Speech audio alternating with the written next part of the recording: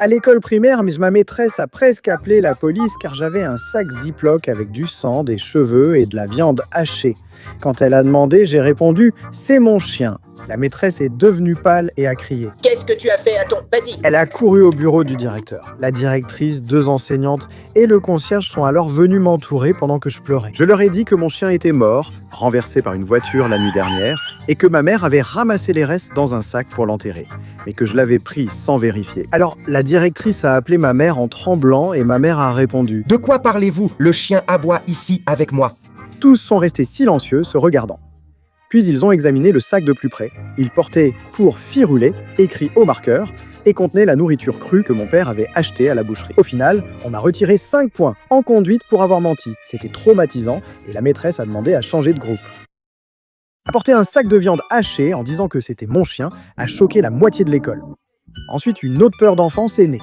Croire qu'on me couperait les doigts à cause de la superglue. Parce qu'une fois, quand j'avais 6 ans, mon frère El Bolilo m'a dit qu'on allait me couper les doigts et que j'allais rester avec des doigts en moins. En jouant, je m'étais involontairement collé 3 doigts avec de la superglue. J'étais seul avec mon frère à la maison, ma mère étant sortie acheter des hamburgers et je m'ennuyais. Et j'ai pris de la superglue et j'en ai mis sur mes doigts, pensant que ça n'allait pas coller autant.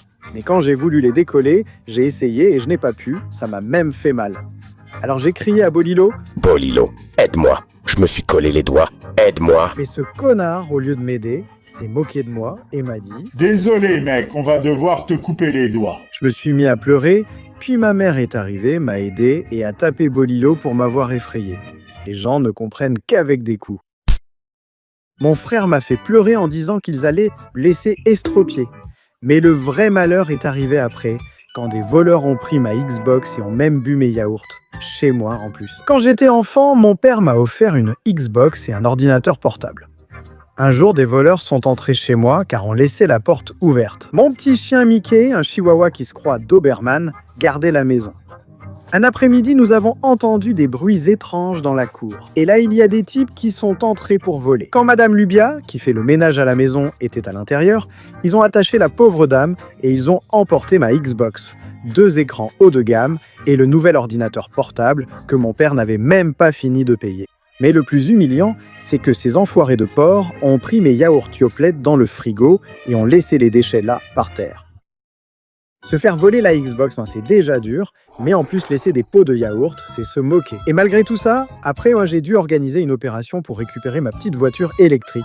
Parce qu'une fois, quand ma marraine Bling Bling m'a offert une voiture électrique, mon petit cousin Tizoc est devenu vert de jalousie, mais le pire est arrivé après. Mon cousin Chanok, qui était le complice officiel des mauvaises idées, a convaincu Tizoc d'enlever ma petite voiture et de la cacher chez mon oncle, le Chompira. Alors, on a lancé une opération commando pas de patrouille avec mon pote Camaro.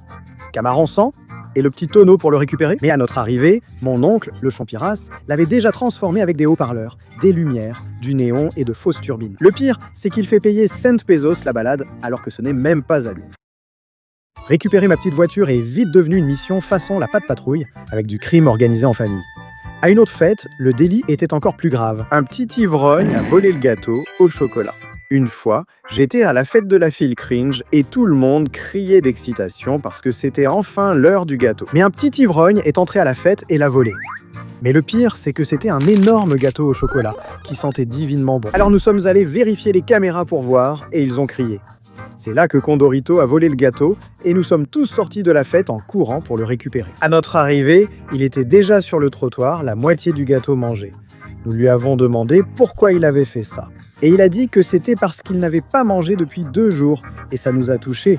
Alors en plus d'une assiette de nourriture et de bonbons, nous lui avons donné le gâteau volé. Il a fini par susciter la pitié et recevoir à manger gratuitement. Contrairement à moi, quand un taco épicé a failli me faire courir aux toilettes. Il se trouve qu'une fois, j'ai failli gagner un ticket VIP pour l'au-delà, à cause d'un taco. J'étais à la taqueria avec ma copine, et comme un vrai dur, j'ai commandé le taco le plus épicé. Et ma copine m'a dit « Non, ne sois pas idiot, tu vas te chier dessus ».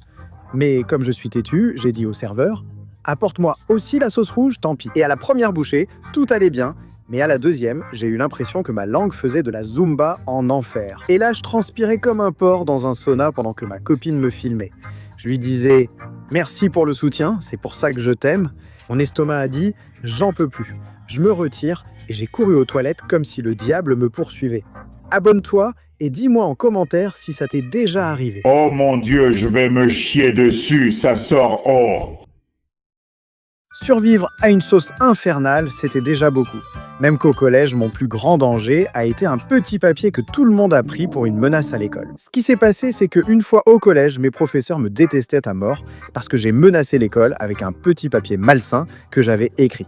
Parce qu'on était en cours, la professeure Casse-Pied est entrée et a annoncé « Contrôle surprise, aujourd'hui les feignants ». Nerveux, j'ai écrit sur un post-it. Si ça se passe mal pour moi aujourd'hui, il y aura des conséquences demain, car ça faisait Terminator. Mais le gamin fouineur de la classe l'a lu, a écarquillé les yeux et a crié « Madame !» Manuel, il a écrit une menace. La prof furieuse est venue lire le post-it. Puis ils ont appelé le sous-directeur qui m'a dit « Conséquences, jeune homme !» J'ai répondu « Ma mère va me défoncer, monsieur !» Et le pire, c'est que les idiots m'ont dit qu'ils pensaient que j'allais faire une fusillade à l'américaine à l'école. Le post-it, c'était juste la peur de la sandale de ma mère, et des années plus tard, moi aussi j'ai mal interprété quelque chose de pire. J'ai cru que ma mère priait des dieux bizarres à Guanajuato. Une fois, j'ai cru que ma mère avait cessé de croire en Dieu, et j'ai pensé qu'elle allait aller en enfer. Parce qu'on était en voyage à Guanajuato, et un soir, on est sorti se promener dans le centre-ville. Mais à un moment, je vois que ma mère s'agenouille devant une boutique qui avait des reliques d'autres dieux, comme Bouddha, Tlaloc, Zeus, Ganesha, etc. Alors je m'approche et je dis à ma mère « Maman, Qu'est-ce que tu fais? On vient juste d'aller à la messe et... tu es déjà en train de prier d'autres dieux ?» Et puis ma mère dit « Mon fils, agenouille-toi, c'est la cathédrale de la ville. » Mais en réalité, ce n'était pas la cathédrale de la ville, c'était une boutique d'artisanat. Et à côté de nous, il y avait des gens qui nous regardaient bizarrement. Et ma mère se relève, gênée, en disant « Oh là là, c'est qu'avant, il y avait une église ici. » Mais ça, c'était un mensonge. Repens-toi, fils du diable. Ils ont pris la boutique d'artisanat pour une cathédrale, c'était gênant. Et j'ai fait dépenser 5000 pesos à ma mère pour Dragon Ball sur Amazon. Le Japon sans me rappeler un petit détail, je ne parle pas japonais. Tout a commencé quand, une fois, ma mère a pensé que je n'avais pas de cerveau ou que j'avais un QI de 1. Parce que je lui ai fait dépenser 5000 pesos pour quelque chose qui ne m'a même pas servi, car c'était dans une autre langue. Je voulais tous les tomes de Dragon Ball et des éditions spéciales, mais ils n'étaient vendus que sur Amazon Japon. Alors j'ai dit « Maman, Achète-moi ça! Je ne te demanderai plus rien et ferai la vaisselle en plus! je ferai la vaisselle pendant 1 an » et elle a accepté.